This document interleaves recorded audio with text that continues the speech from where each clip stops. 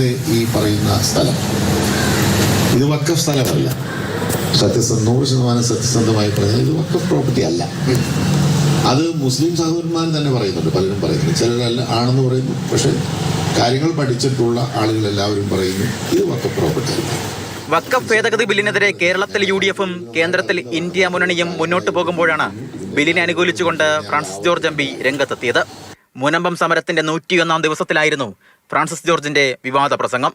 വഖഫ് ഭേദഗതി ബില്ലിനെ പാർലമെന്റിൽ അനുകൂലിക്കുമെന്നും ബിൽ അവതരണത്തിൽ നിന്ന് കേന്ദ്ര സർക്കാർ പിന്നോട്ട് പോകരുതെന്നും ഫ്രാൻസിസ് ജോർജ്.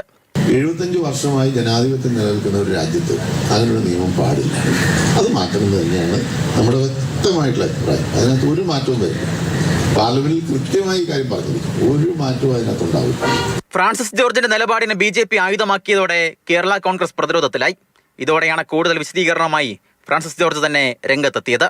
പ്രസംഗം BJP കേന്ദ്രങ്ങൾ വളച്ചൊടിച്ചതാണെന്നും ബില്ലിനെ പൂർണ്ണമായും പിന്തുണയ്ക്കുമെന്ന് പറഞ്ഞിട്ടില്ലെന്നും വിശദീകരണം. ഇന്ത്യ ബ്ലോക്കും UDF-ഉം എടുക്കുന്ന ഒരു നിലപാടിൽ നിന്ന് വ്യത്യസ്തമായി, ആത്യന്തികമായി ഒരു വ്യത്യസ്തമായ നിലപാട് ഞാൻ ഒരിക്കലും എടുക്കില്ല. അങ്ങനെ എനിക്ക് എടുക്കാനും കഴിയില്ല. ഏകപക്ഷീയമായോ അല്ലെങ്കിൽ ഒരു സുതാര്യമല്ലാത്ത ഒരു രീതിയിൽ വഖഫ് ബോർഡിൻ്റെതായിട്ടൊരു തീരുമാനം ഉണ്ടാകാൻ പാടില്ല.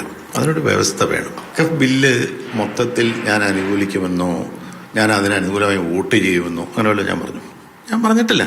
അതേസമയം ഫ്രാൻസിസ് ജോർജ് മുനമ്പത്ത് പറഞ്ഞത് പാർട്ടി നിലപാട് തന്നെയാണെന്ന് അബു ജോൺ ജോസഫ് മാതൃഭൂമി ന്യൂസിനോട് പറഞ്ഞു.